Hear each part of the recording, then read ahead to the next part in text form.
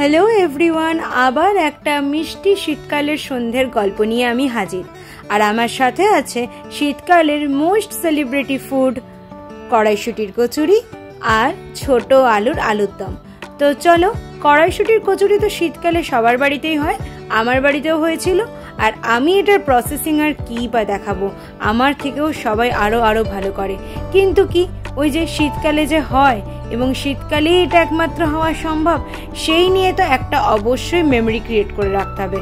আর এই সবজি কাটা, সবজি ছাড়ানো, মটরশুঁটি ছাড়ানো, এগুলো না করলে কড়াইশুটির কচুরি তাকে দেওয়া হয় না।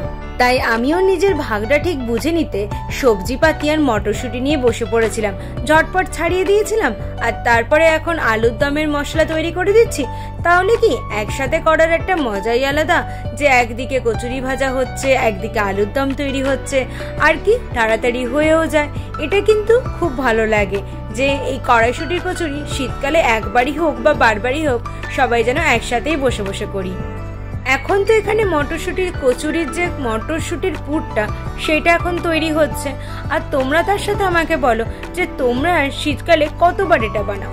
দেখো, বানানোর তো ঝক্কি অবশ্যই আছে, যে এতটা মটরশুঁটি ছাড়াতে হবে, আবার পুর বানাতে হবে, আবার একটা একটা করে পুর ঢোকাতে হবে লেচির ভেতরে, আবার সাবধানে লেচি বেলতেও হবে যাতে কড়াইশুটির কচুরির পুরটা বেরিয়ে না যায়। বেরিয়ে গেলে তো তার এক কাণ্ড। যাকে যতই ঝক্কি হোক না কেন, খেতে তো বেশ ভালোই লাগে।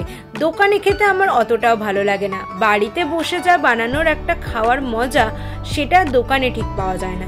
এই দেখো, আলুর দমের মশলাগুলো আমার প্রায় কাটা হয়ে গেছে তোমাদের সাথে গল্প করতে করতেই। কচুরির পুরটা হয়ে যাবার পরে মাকে বললাম, ছাড়ো, আলুর দমটা আমিই করে দিচ্ছি। আসলে আমার আলুর দম বানাতে ভীষণ ভালো লাগে। একবার লক্ষ্মী পুজোতে লুচি আর আলুর দম বানাতে গিয়ে আমার হাত পুড়ে একেবারে যা অবস্থা হয়েছিল, তারপর থেকে একটু ভয়ে ভয়ে লুচি ভাজি।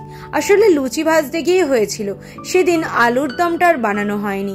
হাতের অবস্থা একদম বাজে হয়ে গিয়েছিল, সেই দাগ এখনো আছে। হাতের মেহেন্দিটা দেখে মনে পড়লো দীপশিকাদির বিয়ের কথা। দীপশিকাদি আর দই দিদির নাচের ক্লাসের আমাদের দুই দিদির পরপর বিয়ে বাড়ি হওয়াতে আমরা ভীষণ মজা করেছি। আশা করি তোমরা দুটো বিয়ে বাড়ির ভিডিওই দেখেছো। আর দেখে না থাকলে আমি ডেসক্রিপশন বক্সে লিংক দিয়ে দেবো, ওখান থেকে ক্লিক করে দেখে নিও।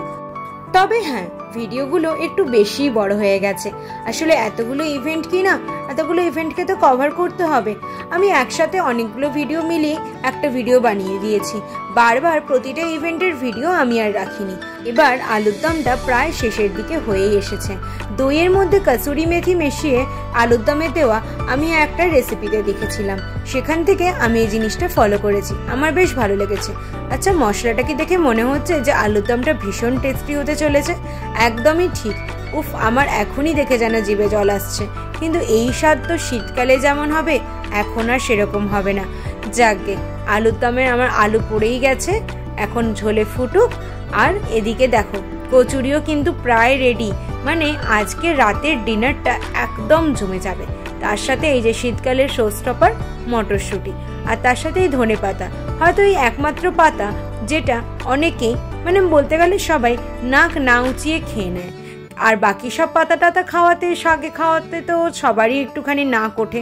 যাকে, ওইদিকে দেখো মা ভাজছে কচুরিগুলো আর আমি করছি আলুর দম। চলো এবারে খেয়ে বলি কেমন হয়েছে।